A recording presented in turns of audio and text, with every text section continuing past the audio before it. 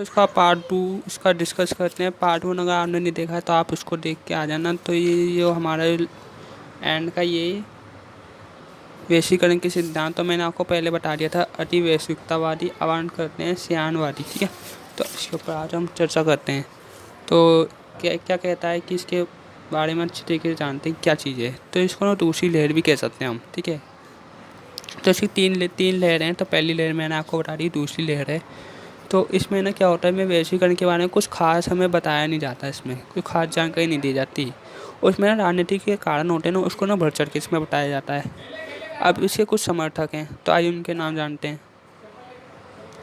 तो जो पहला नाम है उनका पॉल हार्स्टथ एंड ग्राम थॉमसन, ठीक है। और इनकी बुक भी है, तो आप अगर आपको हो सके तो याद कर लेना, नहीं तो रहने देना। तो जो मेन टॉपिक है वो यहाँ से स्टार्ट होता है।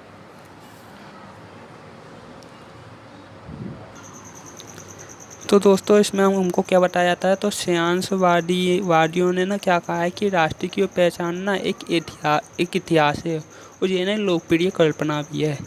तो ये श्यानवादी आगे क्या बताते हैं, वो कहते हैं कि ये ना जो वैश्वीकरण का जो जो तौर तरीका है ना, या इसका विस्तार है, जिसका वैश्वीकरण का तौर तरीका है, वो ना हर जगह पे ना एक जैसा नहीं है, यानी कि कुछ कई जगह पे अलग है, कहीं अलग है।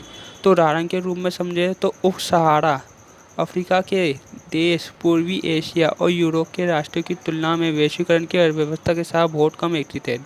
तो अफ्रीका और यूरोप की इसमें तुलना की गई है, तो आप देख ही सकते हैं।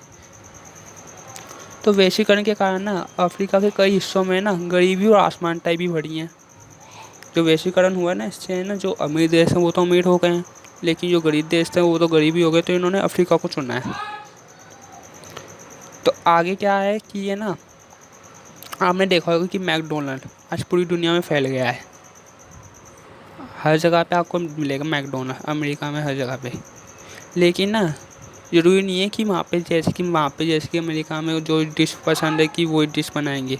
लेकिन जो स्थानीय प्रयोजन के अनुसार ना उनको वैसी सामग्री का उपयोग करना पड़ेगा। जैसे कि ये चाइना में है, ये चाइना को उदाहरण ले लीजिए, आप चाइना को मानते हैं जैसे कि, तो वो बेकार बेकार की चीज़ें खाते रहते हैं। तो हम इंडिया वाले थोड़ी ना खा लेंगे, हम तो अच्छी चीज़ें खाएंगे। तो ऐसी है। तो ज़रूरी नहीं है कि मैकडोनल्ड, अलग अलग जगह पे अलग अलग वेराइटीज़ होती हैं। इन्होंने मैकडोनल्ड को माना है, ठीक है। आपको समझ में आ गया होगा। अगर आप नहीं आया तो आप मुझे कमेंट कर देना। तो जो हमारा लास्ट का बनता है वो कहता है परिवर्तनवादी। तो ये तीसरी लहर है। तो आइए इसके ऊपर थोड़ी अच्छी तरीके से डिस्कस कर लेते हैं हम। तो दोस्तों परिवर्तनवादी है ना, उसको हम तीसरी लहर कहते हैं। तो इसमें क्या होता है, इसमें अति वैश्विकतावादी और श्रेयांशवादी को ना में इसके बीच में है, और ये ना जटिल चरित्र के रूप में इसको दिखाया गया है, ठीक है। तो इसमें ना जो अति वैश्विकतावादी है ना, इसमें क्या कहते हैं, अति वैश्विकतावादी इनके कुछ नाम भी अगर आपको याद हो सके तो हो जाए, जैसे डेविड हेडल और एंथोनी मैकरेग। तो ये बहुत सारे नाम है, अगर आप हो सका तो याद कर लेना, एक दो के तो नाम याद कर लेना। तो ये क्या कहते हैं, जो अति वैश्विकतावादी है, ये क्या कहते हैं। तो दोस्तों जो अति वैश्विकतावादी है ना, वो क्या कहते हैं कि अंतर्राष्ट्रीय परिवहन और संचार में वृद्धि, पर्यावरण, ड्रग्स और अपराध जैसी समस्याओं के कारण ना आज ना राष्ट्र की आर्थिक, राजनीतिक और संस्कृति की जो जो उनकी शक्तियाँ हैं ना, उनमें ना परिवर्तन हो रहा है। वैश्विक असमानता के स्तर पर, यानी कि वैश्विक असमानता के स्तर पर देखें तो दो ध्रुवीय है।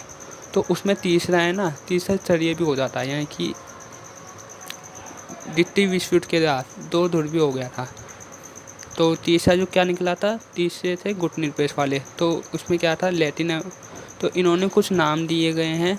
तो एशिया और लैटिन अमेरिका, और जो तीसरा था ना, यानी कि वो विकासशील थे, ठीक है। तो इन्होंने इन दो के नाम याद करने तो आप कर सकते हैं।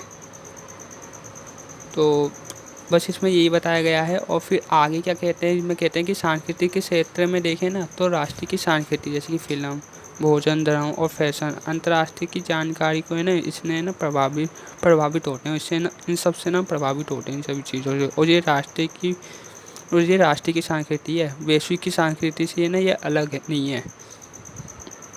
यानी कि फिल्म, भोजन, धर्म ये सब जगह पे है, जरूरी नहीं है कि एक ही जगह पे हो।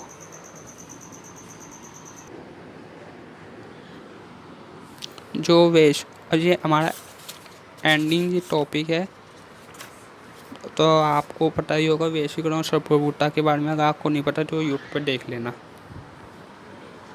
इसकी आलोचना है तो वो किसी काम की नहीं है, पेपर में नहीं आएगी ये चीज़।